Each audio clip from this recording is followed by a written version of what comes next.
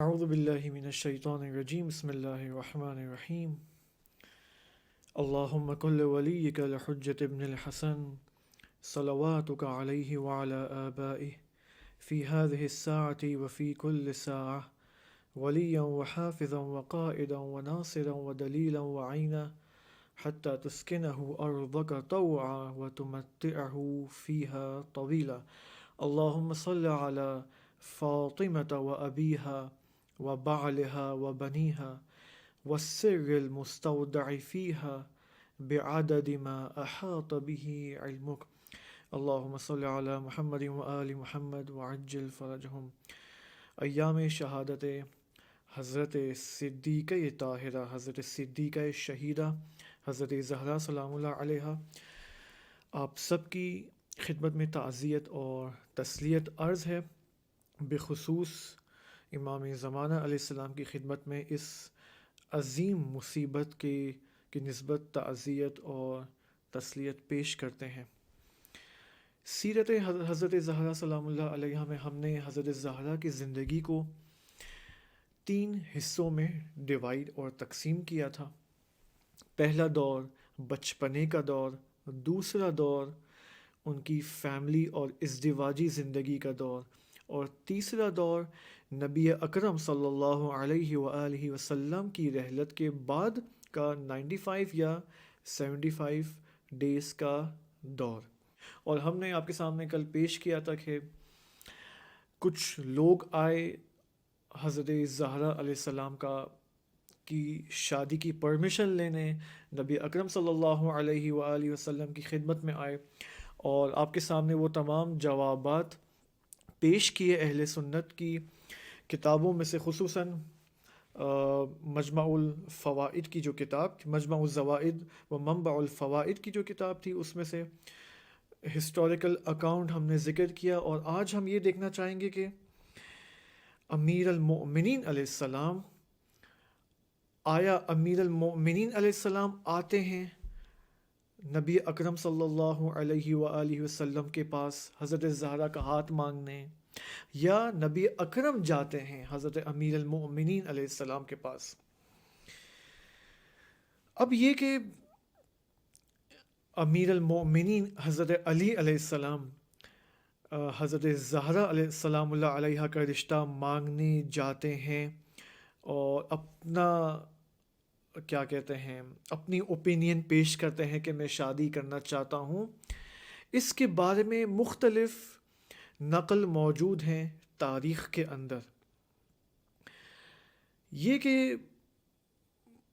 جب وہ حضرت ابو بکر، عمر، عثمان اور عبد الرحمن بن عوف انہوں نے جب نبی اکرم صلی اللہ علیہ وآلہ وسلم سے جواب سنا، تو ایک نقل کے مطابق ہمیں یہ بات ملتی ہے کہ خود حضرت ابو بکر اور عمر نے جب نبی اکرم کا جواب سنا تو وہ خود گئے، یعنی یہ 2 صحابی خود گئے امیر المؤمنین کے پاس، اور انہوں نے اپنی رائے دی ان کو کہ آپ جائیں حضرت زہرا کے رشتے کے لیے، یعنی آپ کو جانا چاہیے۔ پھر یہ ایک ہمیں رپورٹ ملتی ہے تاریخ کے۔ دوسری گزارش اور دوسری رپورٹ ہمیں جو تاریخ میں ملتی ہے وہ یہ کہ بعض انصار میں سے بعض لوگوں نے امیر المؤمنین علی علیہ السلام کو یہ رائے دی، اور رائے سے مراد یہ اوپینین دی کہ آپ جائیں۔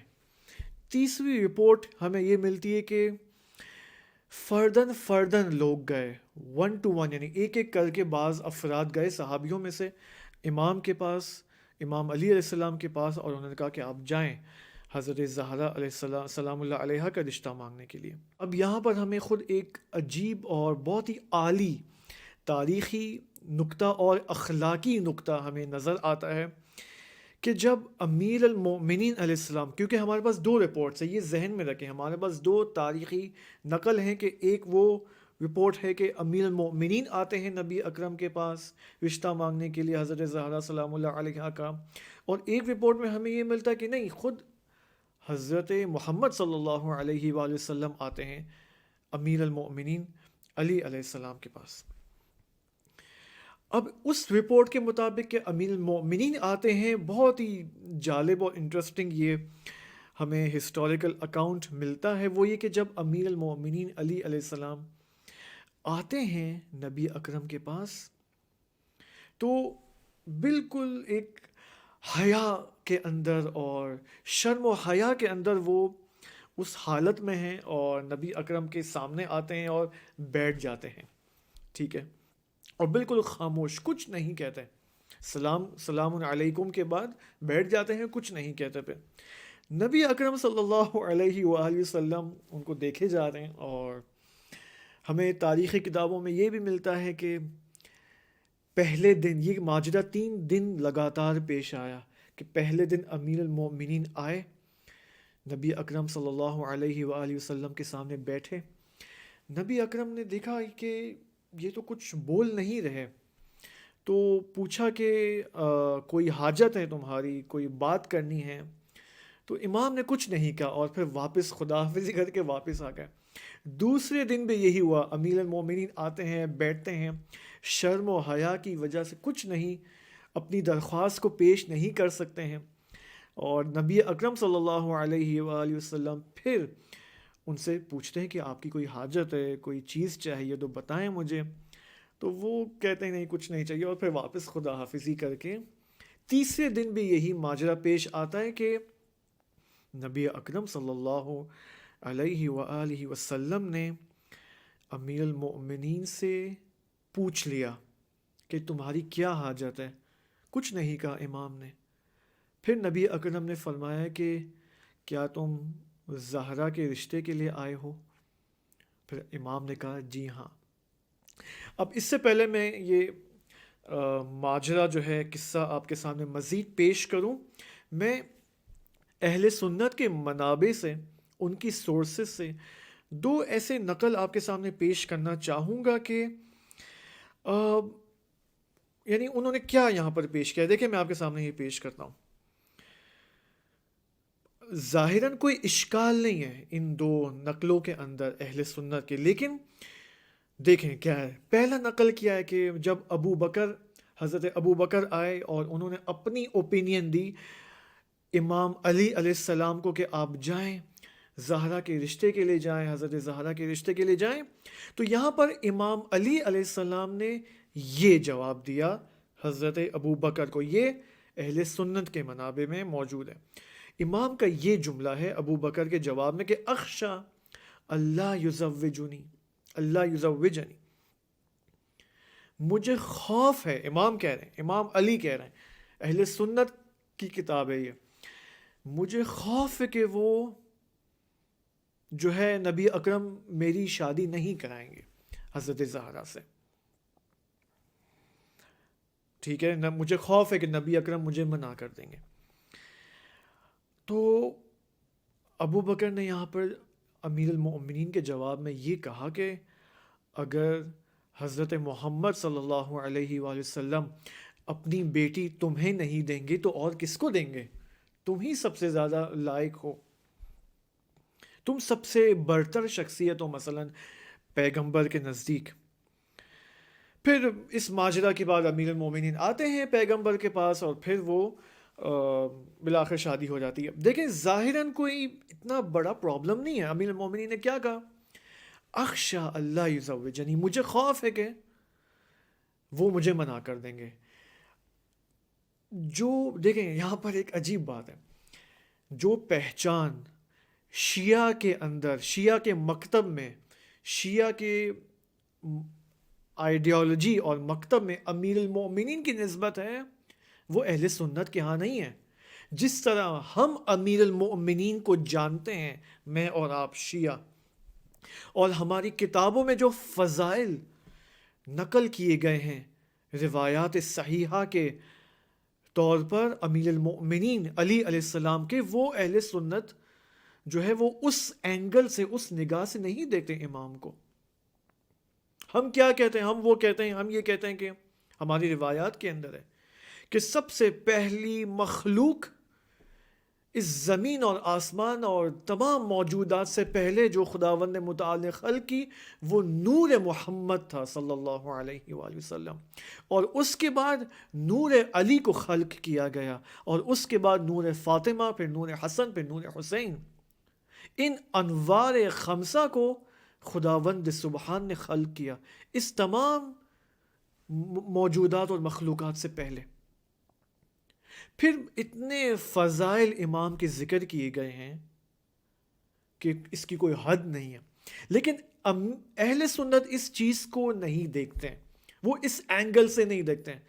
اگر آپ اہل سنت کے علماء کی سپیچز دیکھ لیں یوٹیوب کے اوپر تو آپ کو واضح ہو جائے گا، کلیئر ہو جائے گا آپ کے لیے کہ اہل سنت امام علی علیہ السلام کو ایسے ہی دیکھتے ہیں جیسے حضرت ابو بکر ہے، جیسے حضرت عثمان ہے۔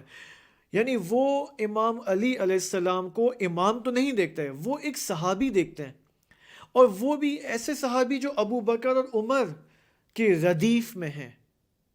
یعنی باقاعدہ آپ خود دیکھ لیں، انجینئر مرزا کی سپیچز کو دیکھ لیں، وہ یہ صاف کہتے ہیں کہ بالآخر ان ابو بکر سے بھی غلطی ہو سکتی ہے، علی سے بھی غلطیاں ہو سکتی ہیں، ہوئی بھی ہیں علی سے غلطیاں، حتیٰ وہ یہ کہتے ہیں کہ پیغمبر سے بھی بعض غلطیاں ہوئی ہیں۔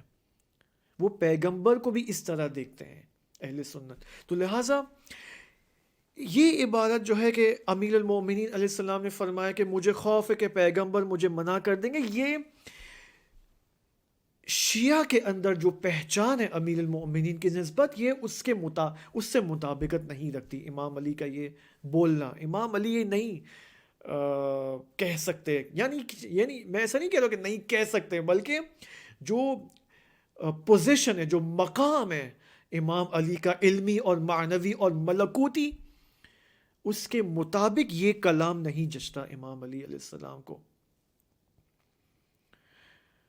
اور دوسری طرف سے ایک اور بات جو امام علی علیہ السلام نے ابو بکر کے جواب میں یہ بات کہی کہ دیکھیں کیا جملہ ہے کہ ما لی صفراء ولا بیضاء، صحیح ہے، ما لی صفراء ولا بیضاء، یعنی امام علی نے ابو بکر سے کہا کہ میری مالی حالت اتنی اچھی نہیں ہے، صحیح ہے، میرے پاس کوئی گولڈ اینڈ سلور نہیں ہے میرے پاس۔ یہ امام علی ایسے جملے کہیں گے؟ یعنی امام علی علیہ السلام ہماری طرح سوچتے ہیں کہ جب تک ہمیں جاب نہیں ملے گی، جب تک ہمارے پاس کوئی اچھا پیسہ اکٹھا نہیں ہو جاتا، تب تک میں شادی نہیں کروں گا زہرا سے؟ یہ کیا، یہ امام علی ایسے جملے کہیں گے؟ بس وہ جو مقام والا ہے، مقام عالی ہے امیر المؤمنین علی علیہ السلام کا، اس سے یہ باتیں مطابقت نہیں رکھتی کہ اہل سنت نے اپنے ان منابع میں ذکر کی ہے۔ اب یہ دو نقل آپ کے سامنے پیش کر دیے، ایک کہ امام علی علیہ السلام نے کیا فرمایا کہ مجھے خوف ہے کہ نبی اکرم مجھے منع کر دیں گے، اور دوسرا نقل وہ یہ کہ امام علی نے فرمایا کہ میرے پاس گولڈ اینڈ سلور نہیں، میرے پاس یعنی پیسے نہیں ہیں، میری مالی حالت اچھی نہیں ہے، آئی ایم اے پور گائے۔ تو یہ امام علی کو نہیں جچتا۔ یہ دو نقل قول اہل سنت کے منابع میں آئے، لیکن وہ نقل جو اہل شیعہ کے منابع میں آئے ہیں وہ بہت ہی خوبصورت ہے۔ وہ ہے دلائل الائمہ، نام کتاب کا نام ہے، جو کہ طبری نے لکھی ہے، جلد نمبر 1 صفحہ نمبر 82۔ وہ یہ ہے کہ جب حضرت عثمان اور عبد الرحمن ابن عوف نے وہ گئے اور وہ جواب سنا نبی اکرم سے، تو اس کے بعد وہ چلے گئے، عثمان اور عبد الرحمن چلے جاتے ہیں نبی اکرم صلی اللہ علیہ وآلہ وسلم کے گھر سے۔ حبت جبرائیل، جبرائیل آتے ہیں، فی تلک الساعہ، اس لحظے آتے ہیں، جب وہ دونوں چلے جاتے ہیں تو فوراً جبرائیل آتے ہیں۔ فقال یا احمد، اے احمد، ان اللہ یقرئک السلام، خداوند متعال اللہ تبارک و تعالی آپ کو سلام پیش کر رہا ہے۔ ویقول، اور اللہ نے کہا ہے، قم الی ابن ابی طالب، قم الی ابن ابی طالب، اے نبی، اے احمد، کھڑے ہو جاؤ اور جاؤ ابن ابی طالب کی طرف، علی کے پاس جاؤ، ابھی اسی وقت جاؤ علی کے پاس۔ پھر فَمَثَلُهُ مَثَلُ الْكَعْبَةِ، کہ علی کی مثال جو ہے وہ، اب یہ پوری یہاں پر فضائل کی باتیں ہیں، اس کو ہم فی الحال اسکپ کرتے ہیں، ایسا نہ ہو ہمارا ٹائم گزر جائے، اور اتفاقاً چلیں اس کے بھی ہم بعد میں ذکر کریں گے، باتیں مطالب یہاں پر کافی لکھیں، مجھے گزرنا ہوگا۔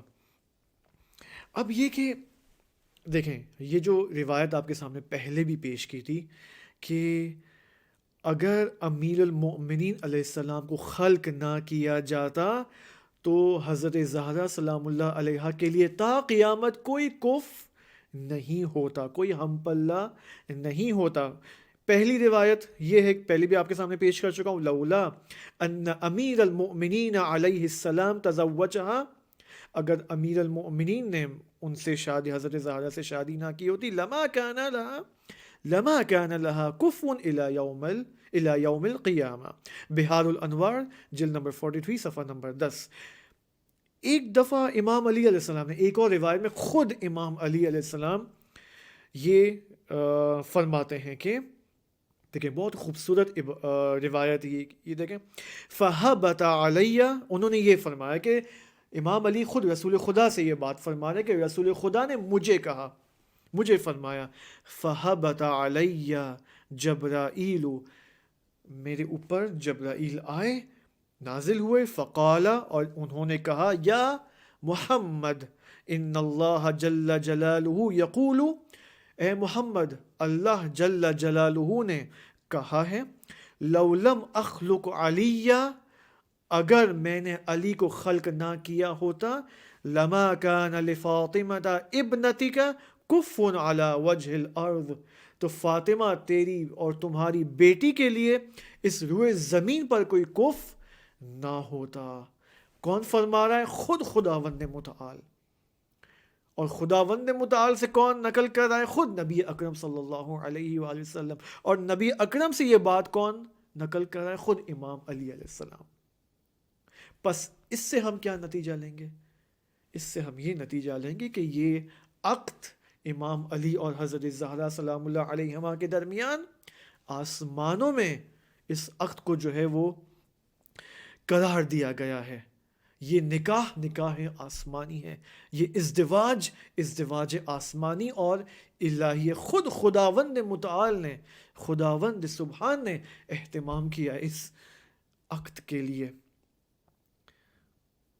پس دو پوائنٹس میں ہم خلاصہ لیں گے۔ پہلا پوائنٹ، امیر المؤمنین علیہ السلام آتے ہیں نبی اکرم صلی اللہ علیہ وآلہ وسلم کے پاس، دوسری رپورٹ کے مطابق خود نبی اکرم جاتے ہیں، اور دوسرا نقطہ کیا ہے کہ یہ ازدواج آسمانوں میں جو ہے وہ قرار دیا گیا تھا۔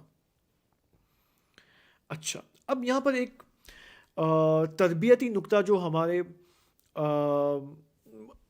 معاشرے میں آج بھی یہ پایا جاتا ہے، ٹھیک ہے، وہ یہ کہ ہم نے دیکھا کہ امیر المؤمنین علیہ السلام آتے ہیں نبی اکرم صلی اللہ علیہ وآلہ وسلم کے پاس۔ روایات کے اندر ہے کہ جس دن امیر المؤمنین گئے نبی اکرم صلی اللہ علیہ وآلہ وسلم کے پاس حضرت زہرا سلام اللہ علیہ کا رشتہ مانگنے، تو انہوں نے وضو کیا، یعنی نکلنے سے پہلے گھر میں انہوں نے وضو کیا انہوں نے، اور پھر غسل بجا لائے، اس کے بعد 2 رکعت نماز پڑھی اور پھر گئے، اور ان کے ساتھ کوئی بھی نہیں تھا۔ ظاہر سی بات ہے حضرت ابو طالب علیہ السلام کا انتقال ہو چکا تھا، البتہ ان کی والدہ فاطمہ بنت اسد موجود تھی، زندہ تھیں وہ، لیکن تاریخی رپورٹس کے مطابق امیر المومنین تنہا جاتے ہیں، کوئی بھی نہیں تھا، کوئی صحابی کوئی بھی نہیں تھا، وہ تنہا جاتے ہیں۔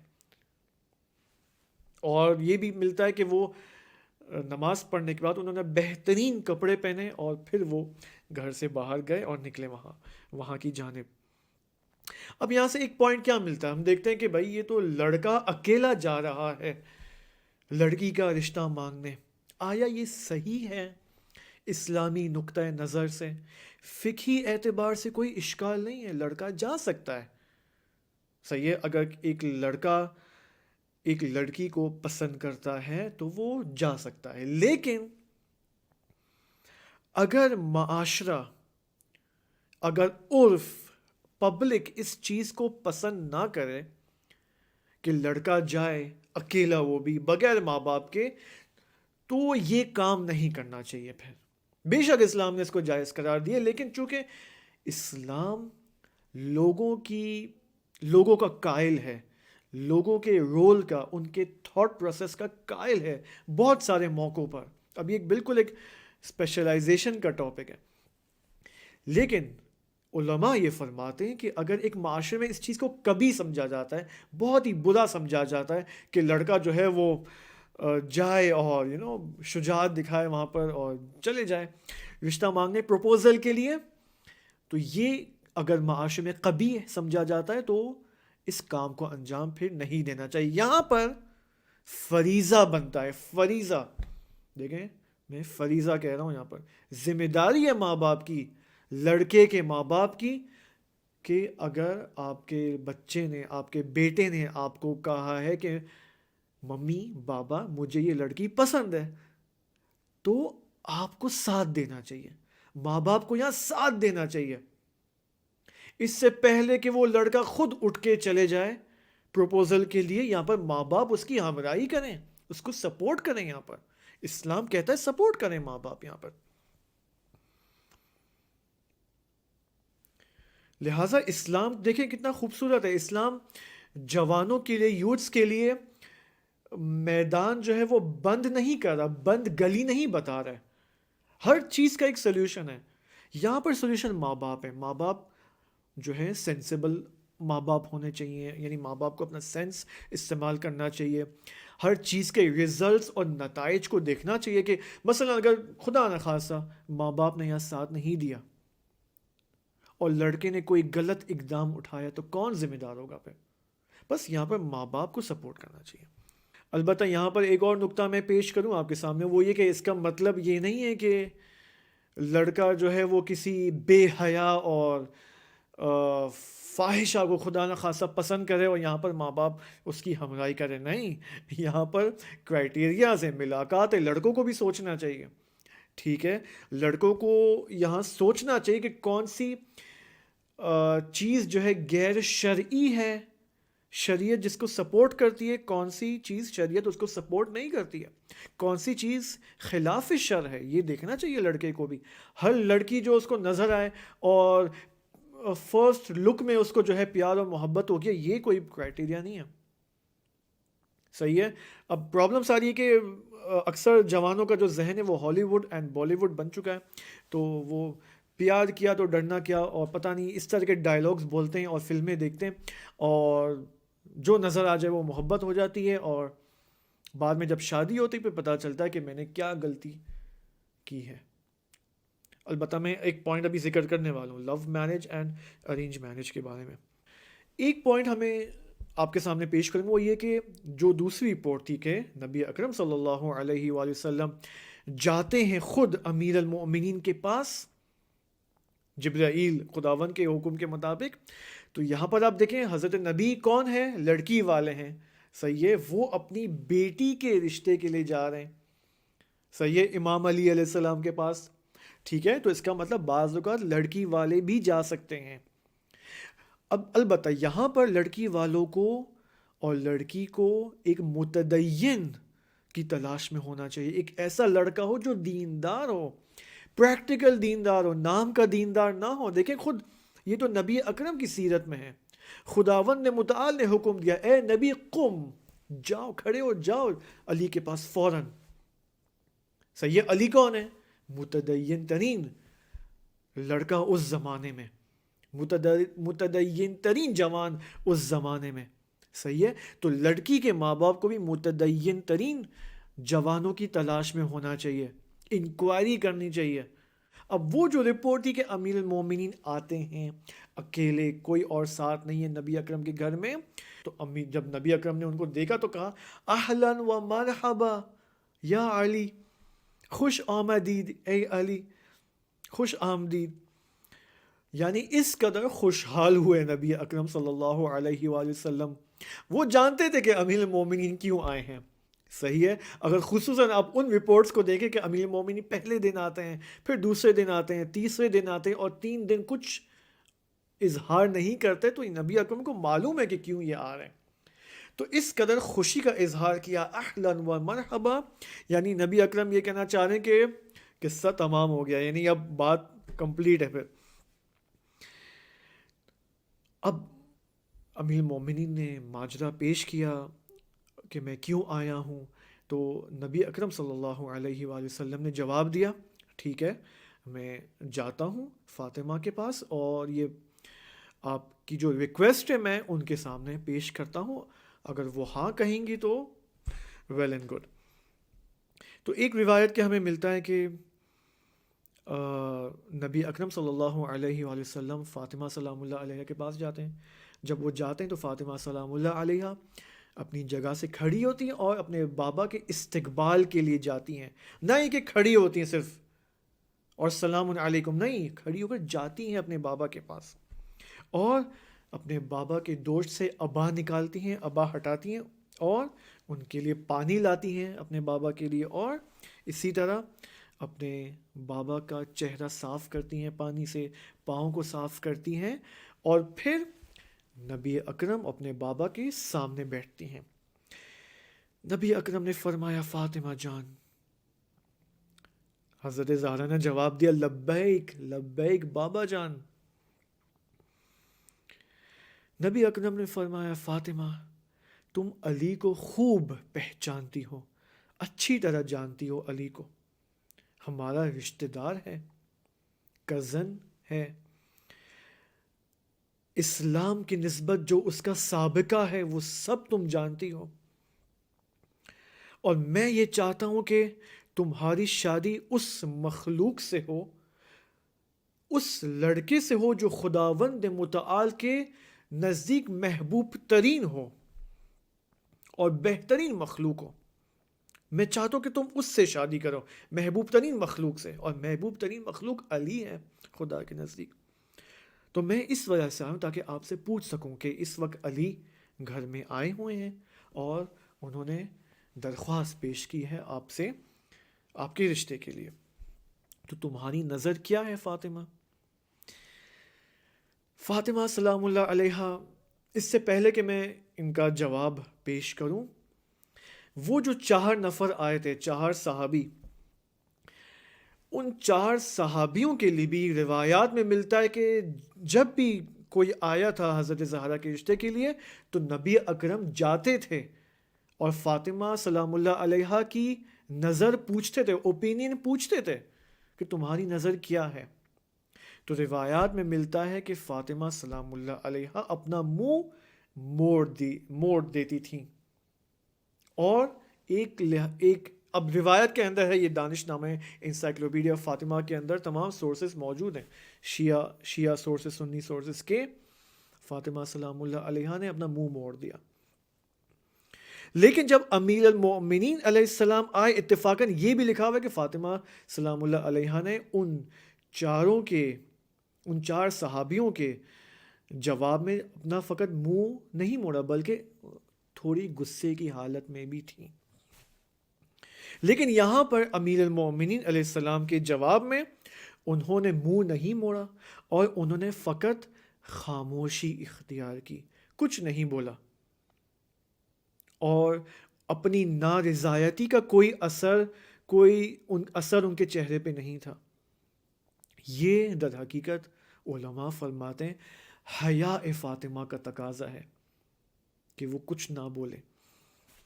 تو پیغمبر صلی اللہ علیہ وآلہ وسلم نے جب فاطمہ کا یہ ری ایکشن دیکھا کہ وہ خاموش ہیں اور بالکل نیچے دیکھ رہی ہیں، بالکل حیا کے عالم میں ہیں، تو اس قدر خوشحال ہوئے نبی اکرم کہ نبی اکرم نے اس خوشحالی میں یہ جملے فرمائے، اللہ اکبر سکوتها اقرارها، فاطمہ کا سکوت اس کا اقرار ہے، فاطمہ کی خاموشی اس کا اقرار ہے، پس وہ راضی ہے اس رشتے سے۔